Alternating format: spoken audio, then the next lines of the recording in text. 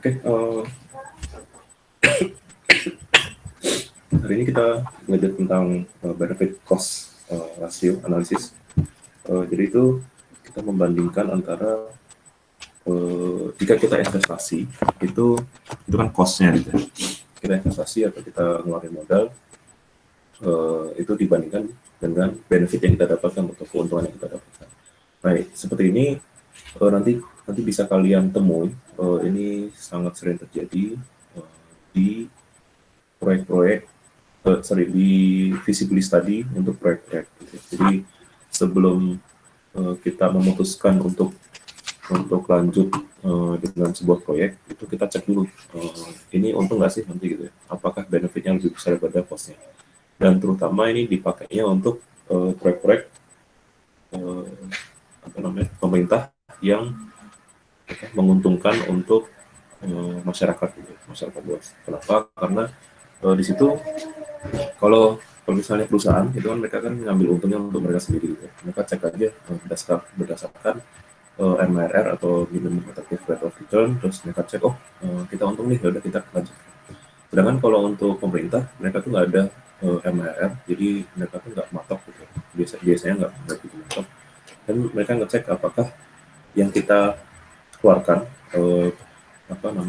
uang dari yang kita dapatkan dari pajak gitu kan, uang negara itu dapatnya dari pajak. Apakah masyarakat bisa diuntungkan dengan kita mengerjakan proyek ini. Nah, yang sering bisa dicek itu contohnya adalah infrastruktur yang lumayan besar. Jadi contohnya jalan tol atau misalnya bendungan, atau misalnya apa lagi ya, yang mungkin contohnya jalan tol sama bendungan. Jadi itu proyek umum yang bisa dinikmati oleh masyarakat. Cost-nya atau investasinya itu dari uang rakyat gitu. Dari APBN atau APBD tergantung. Nah, di situ kita cek, maksudnya kita udah tahu kan cost-nya berapa, misalnya si calon kontraktornya udah ngecek kira-kira butuh 2 triliun nih untuk ngerjain jalan tol sepanjang ini. Tapi kita cek dulu benefitnya lebih besar nggak sih? Kalau misalnya lebih kecil, ya ngapain kita bangun itu. Nah, benefit di sini itu bisa macam-macam. Kalau misalnya untuk jalan itu kita bisa saving time gitu ya. Kalau kalian nanti udah masuk di jalan, mungkin manajemen lalu lintas, kalian bisa tahu persebaran mobil-mobil. Kalau misalnya macet itu bisa rugi berapa, walaupun itu nggak bisa dikuantifikasikan, tapi bisa mendekati lah angka itu. Terus kita cek bisa saving berapa sih masyarakat dengan adanya jalan tol ini.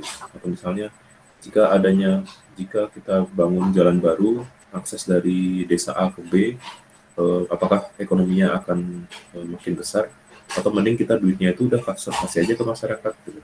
Nah itu bisa ngecek dengan cara ini, benefit cost analysis. Nah, di sini cost itu adalah biaya pengeluaran ya, biaya untuk pengeluaran atau investasi apapun, ya itu udah jelas lah ya, benefit apa costnya seperti apa gitu, pengeluaran seperti apa. Nah ini perlu dikurangi dengan nilai sisa. Biasanya kalau proyek infrastruktur kayaknya agak jarang ada nilai sisa aja, karena nggak bisa dijual kembali ya. Kalau misalnya udah bendungan terjadi ya kayaknya nggak bisa dijual lagi. Tapi kalau untuk barang gitu, itu masih bisa dijual lagi. Nah, misalnya peralatan, alat berat itu bisa dijual lagi. Nah itu harus dikurangi dari si nilai cost-nya itu. Nah terus benefit itu yang bisa dirasakan oleh masyarakat atau siapapun lah yang kita anggap sebagai objek dalam perhitungan. Terus ada disbenefit. Jadi disbenefit ini bisa jadi contohnya kalau kita menghubungkan desa A sama desa B gitu ya. Posisinya kita bikin jalan baru. Benefitnya ekonominya naik nih. Ekonominya naik. Jadi mereka bisa karena terhubung. Jadi di sini bisa jual beli. Kalau jual beli berarti nanti ada pertumbuhan ekonomi di A sama B. Tapi kita harus perhatikan juga disbenefitnya atau apa namanya itu kerugiannya, yaitu di daerah sini. Mungkin yang di daerah jalan sini, mereka awalnya punya sawah gitu ya. Mereka di sini punya sawah, terus tapi kena jalan, jadi mereka nggak bisa bercocok tanam gitu. Jadi mungkin di sini ada negatifnya, walaupun lebih sedikit, semestinya lebih sedikit, tapi harus dicek, dan ini harus dikurangi dari benefitnya. Jadi orang-orang yang punya sawah di sini, ini apa namanya, kerugian mereka harus mengurangi dari si pertumbuhan ekonomi A atau B, dari si benefit. Nah, untuk analisisnya ini sangat sederhana. Ya, sama kayak semuanya sederhana sih kayak ekonomi. Jadi cara ngitungnya adalah ini, benefit per cost. Intinya cuman kita mengecek apakah benefitnya sama cost itu terhadap angka 1 itu lebih besar atau lebih kecil atau sama dengan. Angka 1 tuh maksudnya kalau misalnya benefit sama cost-nya sama, apa namanya, ya berarti apa, pas gitu ya, pas. Tapi kalau misalnya benefitnya lebih besar daripada cost, berarti kan pasti lebih besar daripada 1. Itu jelas bahwa itu menguntungkan. Kalau kurang dari 1 berarti cost-nya lebih besar, kita nggak usah ngerjain investasi itu, atau misalnya nggak usah ngerjain infrastruktur itu. Nah, B per C ini atau benefit per cost ini bisa kita pakai PW atau present worth, atau bisa pakai annual worth, atau pakai future worth. Yang tergantung kalian pas lihat soalnya, atau misalnya lihat kondisi di lapangan. Oh, ini kita lebih banyak bahas tentang pengeluaran tahunan nih. Jadi apa, investasi per tahun itu harus segini, terus pemasukan per tahun harus segini. Yaudah kita hitungnya per menggunakan ini annual worth atau AW. Tapi kalau misalnya pas kita cek, oh kita jelas investasinya sekarang banget itu segini, terus selama beberapa tahun ke depan pemasukannya atau benefitnya yang dirasakan oleh masyarakat adalah sekian.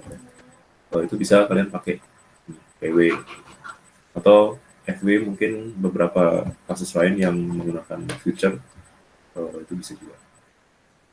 Nah di sini apa ya, udah gitu doang sih. Nah untuk B per C ini, benefit per cost, itu yang tadi saya bilang, benefit itu harus dikurangi disbenefit dulu atau kerugiannya. Jadi benefit itu berapa, terus dikurangi dengan kerugiannya itu berapa, baru dibagi dengan cost. Nah ini untuk kalau diperoleh nilainya lebih besar dari 1, tentu apa namanya, proyek itu menguntungkan. Kalau misalnya kurang dari 1, itu proyeknya mending nggak usah dikerjain. Nah kalau misalnya pas gitu ya, atau mendekati 1, ini bisa mempertimbangkan aspek-aspek non ekonomis, tapi ini mungkin nanti kalau kalian udah di lapangan atau udah di proyek, biasanya nanti di feasibility study, selain kita mengecek benefit cost ratio, kita juga mengecek apakah apa namanya itu, kondisi masyarakat itu udah mampu untuk punya infrastruktur itu gitu. Misalnya kalau misalnya desa A sama B ini kecil, contohnya desanya A sama B ini kecil, di pelosok, terus kita tiba-tiba taruh jalan tol gitu ya, jalan tol antara A sama B, ya nggak, ya percuma gitu, ngapain. Walaupun ternyata costnya kecil nih, bikin jalan tol gitu ya, benefitnya juga lumayan. Tapi kalau mereka nggak mampu untuk di desa A sama B, nggak ada yang punya mobil, ya buat apa. Itu contoh di lapangan. Nah ini kalau ini sangat sederhana, jadi saya langsung masuk ke yang apa namanya, yang incremental.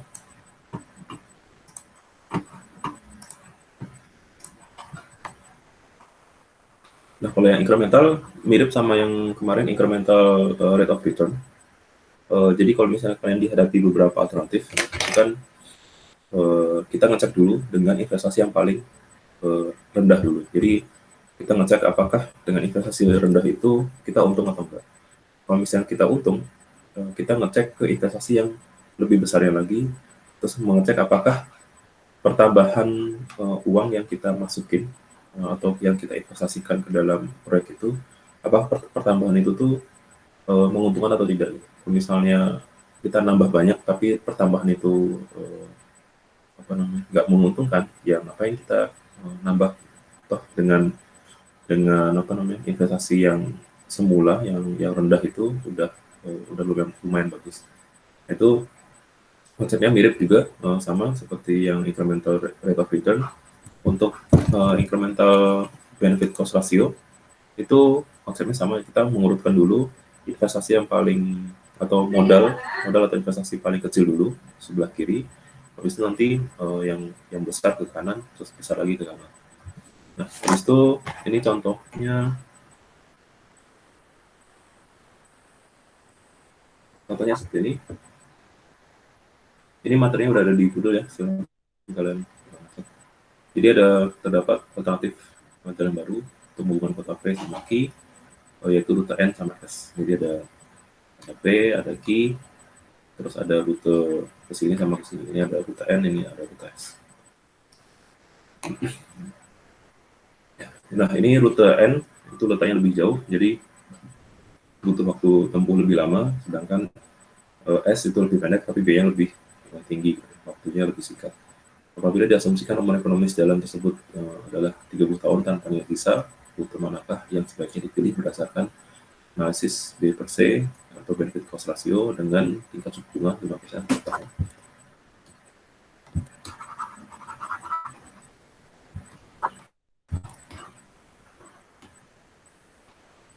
Nah, ini tabelnya seperti ini. Jadi biayanya lebih murah yang N, jadi investasinya itu 10 juta dolar, yang S itu 15 juta dolar. Ini ada biaya perawatan, itu maintenance ya, standar 35 per tahun, yang ini 55. Terus ada biaya pemakaian jalanan, biaya pemakaian itu 450, ini 200 ribu. Nah, kita cek dulu apa namanya nilai anualnya, itu ini ya, apa namanya ini diperhatikan ya, ini adalah semua biaya ini berarti cost.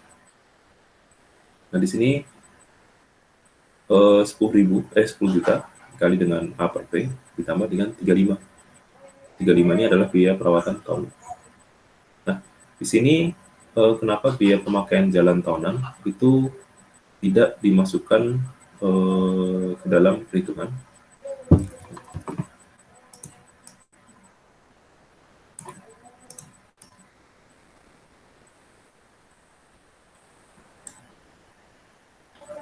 Nah, di sini digunakan untuk sebagai pembanding sebagai pembanding benefit gitu ya. Benefit. Tapi ini statusnya pembanding. Jadi kalau misalnya kita pilih yang S, itu berapa sih kita savingnya? Nah, di sini annual worth-nya itu dihitung dapatlah sekian. Terus untuk yang S itu annual worth-nya dapatnya 1 juta dolar. Nah, di sini kita lihat yang S itu lebih mahal sebenarnya, lebih mahal per tahunnya. Tahun ini lebih mahal, tapi kita harus cek dulu apakah benefitnya lebih besar atau lebih sedikit.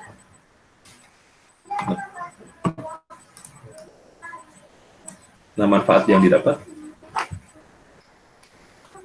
di sini benefitnya adalah selisih dari biaya tahunannya adalah 250.000 yang ini dibagi dengan costnya yaitu selisihnya. Jadi selisih yang apa namanya tadi, yang annual worth dari S dikurangi dengan yang N, dapatlah sekian.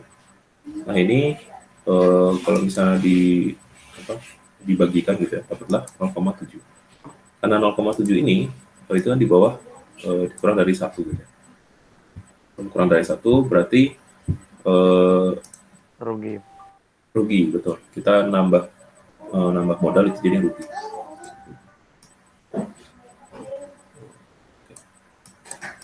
Itu kalau untuk dua. Nah, kalau untuk beberapa pilihan investasi, ini contohnya seperti ini. Kita ada A, B, C, D. Kita urutkan dulu dari yang paling rendah modalnya ini, terus yang A, B, terus yang D. Terus kita cek apakah yang mana yang paling menguntungkan. Ini sama aja sih konsepnya. Pertama kita urutkan dulu, terus cek benefit cost rasionya apakah kurang atau lebih dari satu. Kalau misalnya kurang dari satu kita buang, kalau misalnya lebih berarti kita lanjut. Di sini kita udah urutin berdasarkan modal paling kecil yang ini, terus yang A, terus B, terus D. Jadi makin ke sana makin besar gitu. Terus cash flow tahunannya adalah sebesar 19.500. Ini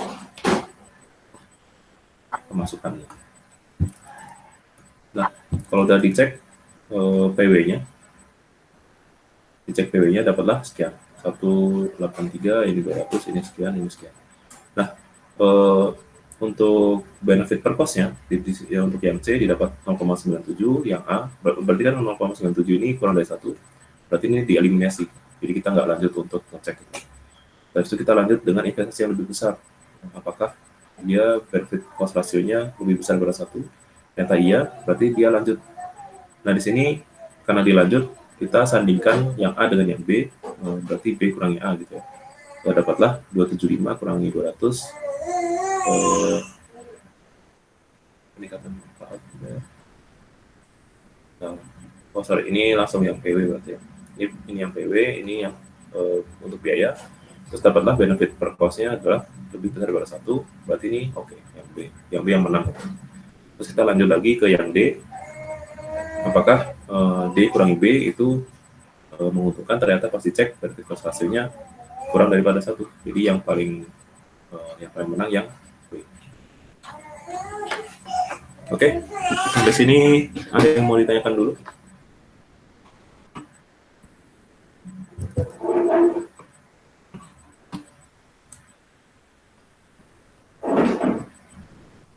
Oke, kalau nggak ada silakan Fahmi Adi kalau mau nyoba nomor 918.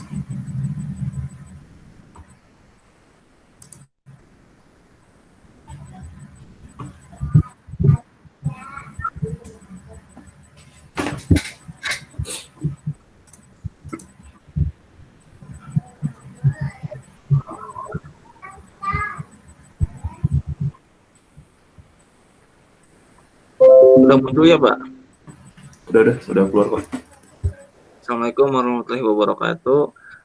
Perkenalkan, nama saya Fahmi Adi, 2022-2016 178. Yang soal 918. An Air Corps of Engineer project for improving navigation on the Ohio River will have an initial cost of 6.500.000 and annual maintenance of 130.000 US dollar. Benefit for barges and pedal wheel touring boat are estimate at 82.000 per yes. The project is assumed to be permanent and the discount 8% per year determined if the course of project process with the project. Sebuah proyek Ops insinyur untuk meningkatkan navigasi di Sungai Ohio akan memiliki biaya awal 6.500.000 US dollar dan pemeliharaan tahunan 130.000. Manfaat untuk tongkang dan perahu wisata roda dayung diperkirakan 820.000 per tahun.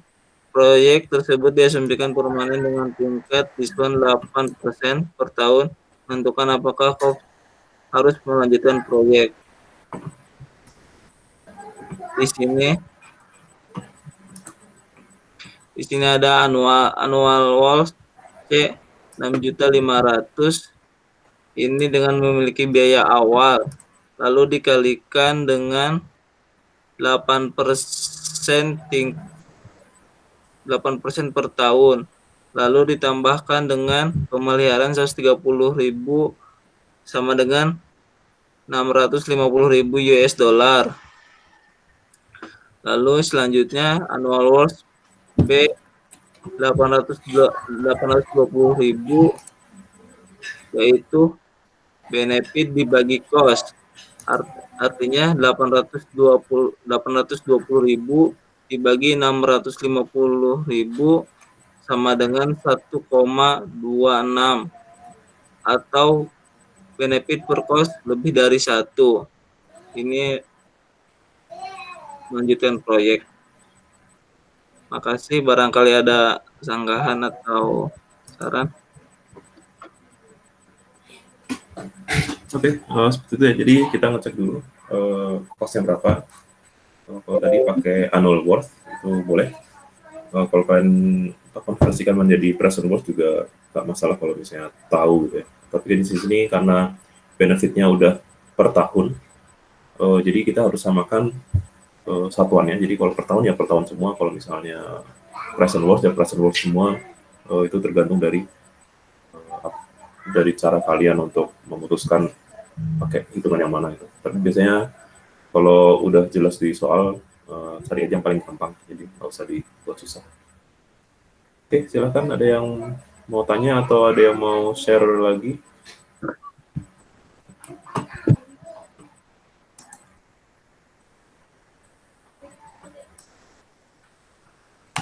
Oke, kalau nggak ada saya lanjutin yang soal 933 sama 940.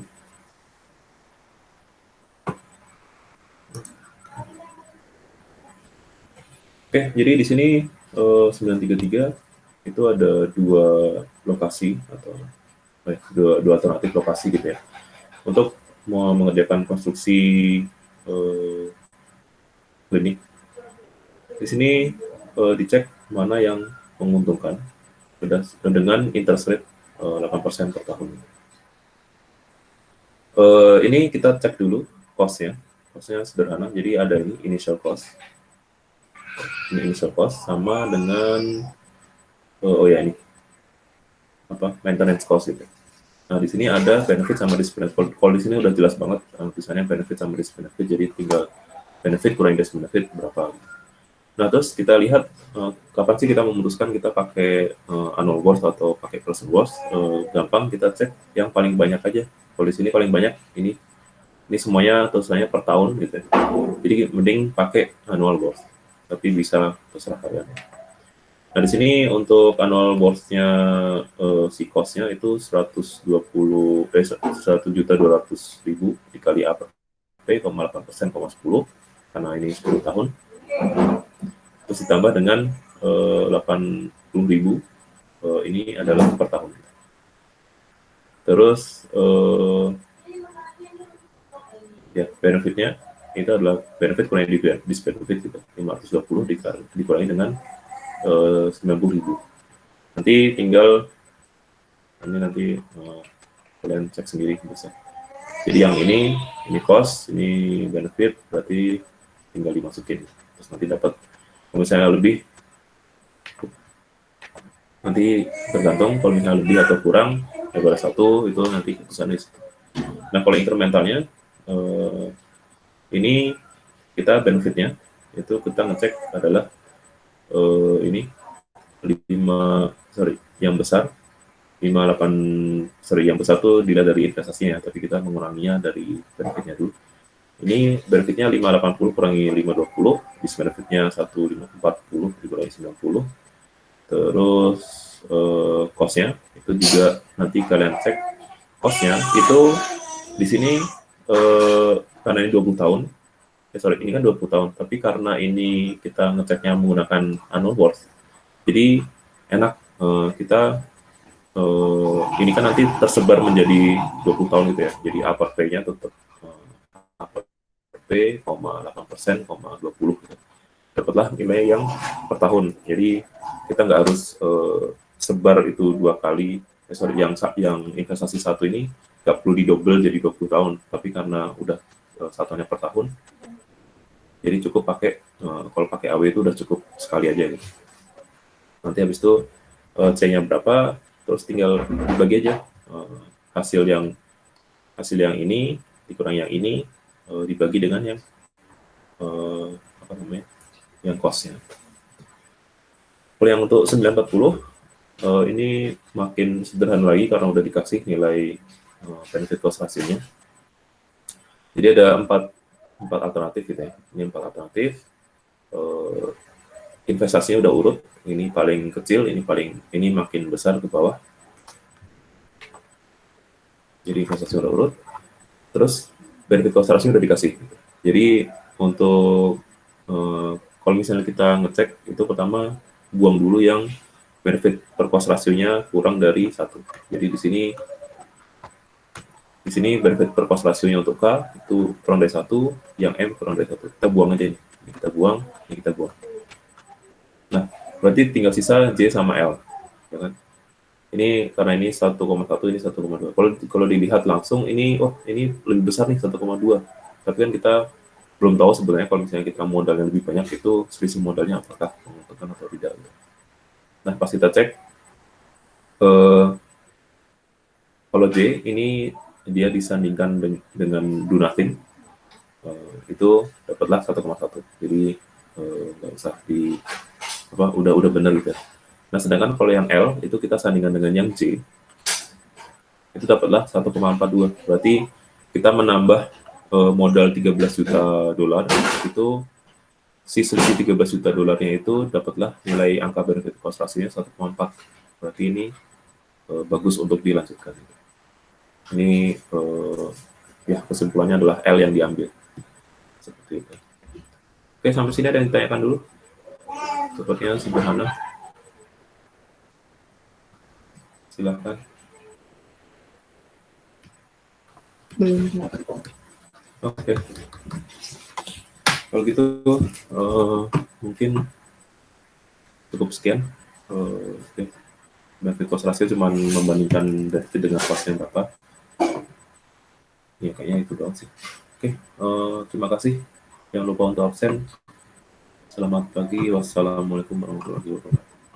Waalaikumsalam. Warahmatullahi wabarakatuh. Terima kasih, Pak. Terima kasih, Pak. Pahami.